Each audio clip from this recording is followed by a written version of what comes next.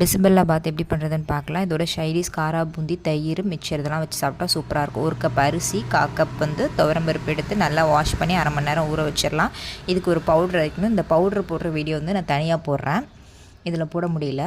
7 cup தண்ணி வச்சுட்டு ஊற வச்சுருந்த அரிசியும் பருப்பையும் கொஞ்சமாக வெஜிடபிள்ஸ் பீன்ஸ், கேரட், உருளைக்கிழங்கு ஆட் பண்ணியிருக்கேன். உப்பு, மஞ்சத்தூள் போட்டு 4 விசில் வர வரைக்கும் நல்லா வேக வச்சிடலாம். அந்த பவுடர் ரெசிபி இதுக்கு அடுத்த லிங்க்லேயே கொடுக்குறேன், ஷார்ட்ஸ்லேயே போடுறேன். அதுதான் இதுக்கு ஒரு அத்தன்டிக்கான டேஸ்ட்டு தரும்.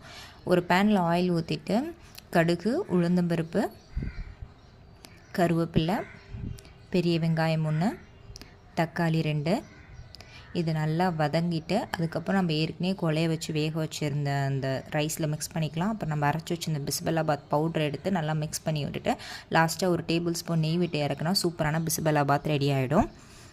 செம்ம டேஸ்ட்டாக இருக்கும். கண்டிப்பாக ட்ரை பண்ணி பாருங்கள். இந்த வீடியோ பிடிச்சிருந்தா லைக்